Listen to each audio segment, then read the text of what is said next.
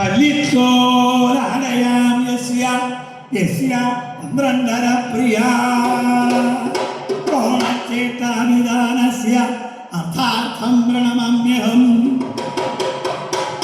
എന്താ പല്ലിയുടെ തൊഴിലാണ് ആര്? ശിവൻ. ശിവൻ ആനത്തോലല്ലേ അല്ലേ? പിന്നെ പല്ലി എന്ന് പറഞ്ഞു. പല്ലി എന്ന് പറഞ്ഞാൽ സംസ്കൃതത്തിൽ ആനാണ് അല്ലേ? എനിക്കൊരു സംസ്കൃതക്കാരിലാണ്. ദന്തം എന്നൊക്കെ എന്താ അർത്ഥം? ദന്തം സമം പല്ല് അല്ലേ? അപ്പൊ ദന്തി സമം പല്ലി. ദന്തം സമം പല്ലാണെങ്കിൽ ഇവിടെ പള്ളിയിട്ട് അവിടെ പള്ളിയിടണം അല്ലേ? ദന്തം സമം പല്ല്, ദന്തി സമം പല്ലി. ദന്തി ആന, അപ്പൊ പല്ലിയോ ആന. അടുത്ത വഴി പന്ത്രണ്ടര പ്രിയ. ശിവന്റെ കാമുകിയുടെ പേര് പന്ത്രണ്ടര. ഇങ്ങോട്ട് നോക്കാം, കാമുകിന്റെ പേരെന്താ? ചുറ്റി നോക്ക കുറെ ഉണ്ട്. ആരെയൊക്കെ പറയണ്ടേ? അങ്ങയുടെ കാമുകിയുടെ പേരെന്താ? ഓർമ്മയുണ്ടെങ്കിൽ പറഞ്ഞു. എല്ലാം അങ്ങനെ ഓർമ്മയിലൊന്നും അറിയില്ല. ആദ്യത്തെ ഓർമ്മയുണ്ടാവും അല്ലേ? എന്താ കാമുകിയുടെ പേര്? അറിയില്ല. നല്ല പേരാണ്. അങ്ങയുടെയോ? ഇവിടെയോ? അങ്ങയുടെ കാമുകി? ഇങ്ങനെ കാമുകിമാർക്ക് പേരുണ്ടാവുമോ എന്നാണെങ്കിൽ പന്ത്രണ്ടര എന്ന് വെച്ചാൽ ഗംഗ. അങ്ങനെ പന്ത്രണ്ടര ഗംഗ. പന്ത്രണ്ടര പന്ത്രണ്ടിന്റെ അര അല്ലേ? 12ന്റെ അര 12ന്റെ പകുതി. 12ന്റെ പകുതി 6. 6 എന്ന് പറഞ്ഞാൽ പുഴ. പുഴ എന്ന് പറഞ്ഞാൽ ഗംഗ അല്ലേ? ശിവന്റെ കാമുകി ഗംഗ. എവിടെ പോകാൻ കൊണ്ടു കൊണ്ടുപോയില്ലെങ്കിൽ അത് മതി വലിയ കണക്കാവാൻ. പണ്ടൊരിക്കൽ കൃഷ്ണൻ പറയുന്നത് ഗംഗ എവിടെ പോകണം? അതെന്താ അങ്ങനെ? ഞാൻ പറഞ്ഞതല്ലേ അവിടെ ഗംഗ ഇപ്പൊ പോകണ്ട. ഞാൻ പോകണ്ടേ? വേണ്ട. അതെന്താ ഇപ്പൊ പോകണ്ട? അതെന്തൊക്കെയായിരുന്നു? അന്ന് പകരം ശിവൻ എവിടെ പോകണ്ടോ ഗംഗയെ കൊണ്ടേ പോകുള്ളൂ. അപ്പൊ പന്ത്രണ്ടര പ്രിയ ഗംഗാകാമുകൻ. അടുത്ത വരി കോണച്ചേട്ടാവിധാനസ്യ. കോണച്ചേട്ടൻ അത് ശിവൻ. ശിവൻ അങ്ങനെ പേരുണ്ടോ? ഓം ശിവായ നമ, ഓം രുദ്രായ നമ, പിനാകിനേ നമ, നക്ഷത്രധ്വംസകായ നമ, ഓം കോണച്ചേട്ടായ നമ. അങ്ങനെ പേരില്ല. ഉണ്ട്. എങ്ങനെയുണ്ടായ? കോണം. കോണം എന്ന് വെച്ചാൽ മുക്ക്.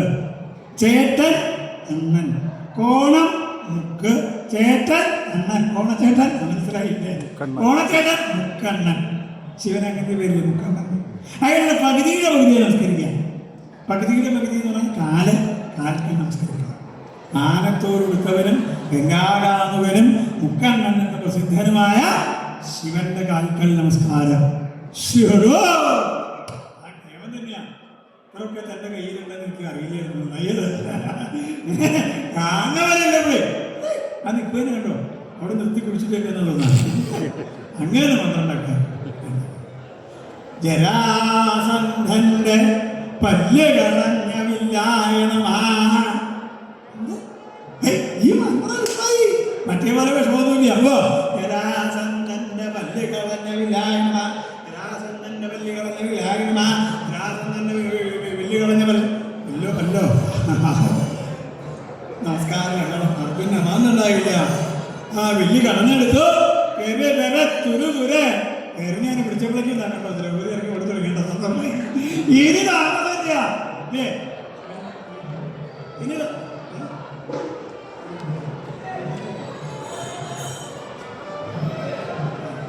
അപ്പോ വലിയ താമസമില്ല. വില്ലെടുത്ത് ഇറങ്ങി പിടിച്ചു. വില്ലിന്റെ കട നിലത്ത് കുത്തി ഞാണ് കുത്തി കെട്ടി. 5 ശരങ്ങൾ അവിടെ കൊണ്ടുവച്ചിട്ടുണ്ടായിരുന്നു. 1, 2, 3 ഒക്കെ പഴയ ശരങ്ങളൊക്കെ ഇതൊക്കെ എടുത്ത് ഉപയോഗിക്കാൻ പറ്റുമെന്ന് എനിക്ക് തോന്നുന്നില്ല.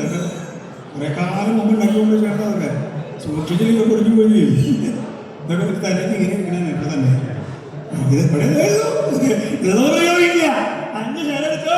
ചെവി മറിയ വലിച്ചു പിടിച്ചു. ആ നിപ്പ് എല്ലാവരും കണ്ടു. അടുത്ത നിമിഷം പക്ഷിരൂപം നിലത്ത് കണ്ടപ്പോ എല്ലാവരും ഇടോ സുന്ദരബ്രാഹ്മണിലാക്കി കണ്ടിച്ചു. ആർക്കും കുറവിടാം ഇടാം. ഈ പല സ്ഥലങ്ങളിലും ഇപ്പോ സ്ത്രീകൾ തന്നെ ആർക്കും കുറവിടില്ല. അമ്പലങ്ങളിലൊക്കെ ചെന്നാൽ കാണാം.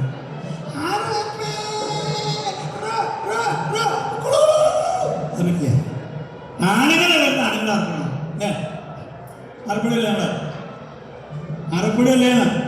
അതെ, എനിക്കൊരു കഴിഞ്ഞു.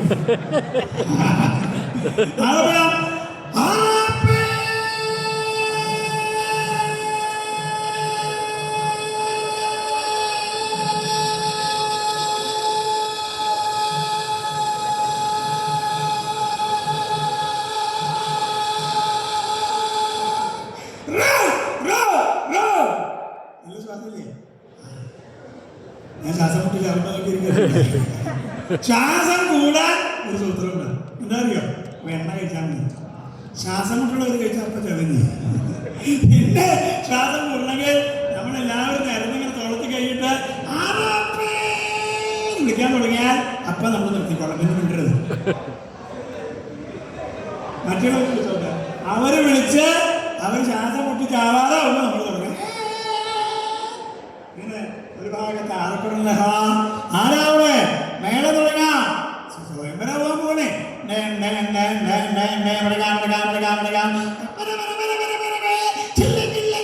ഗംഭീര മേളം. അടുത്തങ്ങനെ നിന്നാൽ ആ വായക്കാരൊക്കെ വായിച്ചെടുക്കാം. മലരെ പെരുന്നമന്തുണ്ട് ഞങ്ങളുടെ പഠിക്കുന്ന ഭോ പ്രഹര പ്രഹര പ്രഹര പ്രഹര വെടികെട്ടോണ്ടോടുമ്പോ പൊട്ടിക്കും മുറിക്കലുണ്ട് പകലകളുണ്ട് കഥകളുറ അവിടെ കടകൾ കലശ അവർ കൊണ്ട് കൊടുത്തിട്ട് തൊഴിമാര്. ദ്രൗപദി ഇങ്ങോട്ട് വരൂ, ഇങ്ങോട്ട് വരൂ. നിരന്തരം പോലെ ചിരിക്കണ കണ്ട ഇവിടെ ചിലവർക്ക് സംശയം.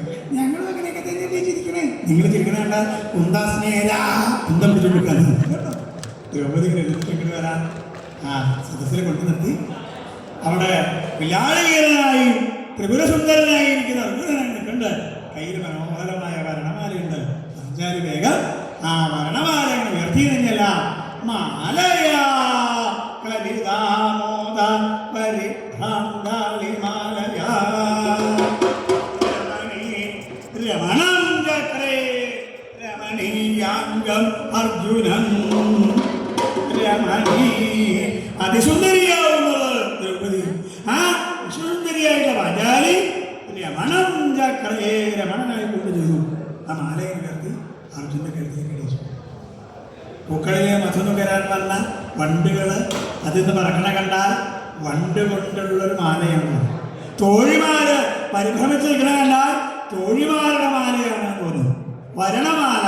അങ്ങനെ അനവധി അനവധി മാലകൾ തന്റെ മുമ്പിൽ നിൽക്കുന്ന രമണീയാംഗനായിരിക്കുന്ന അർജുനന്റെ കഴുത്തിലേക്ക് അണിയിക്കുന്ന സമയത്ത് വിശ്വനാഥനായ ഭഗവാൻ ശ്രീകൃഷ്ണൻ സത്യഭാമായുക്തനായിരുന്നുകൊണ്ട് പരമഭക്തയായ പാഞ്ചാലിക്ക് പരമഭക്തനായ അർജുനനെ പ്രദാനം ചെയ്യാൻ കഴിഞ്ഞു എന്ന ചരിതാർത്ഥത്തോടുകൂടി പാർത്ഥന്മാരുടെ കീർത്തിലക്ഷ്മിയെ വർദ്ധിപ്പിച്ചുകൊണ്ട് ധ്രുവനൃപതനുജയുടെ ഉത്സവത്തെ മാനിച്ചുകൊണ്ട് ആ സദസ്സിനെ അലങ്കരിച്ചത് ആ ഭഗവാൻ ശ്രീകൃഷ്ണൻ.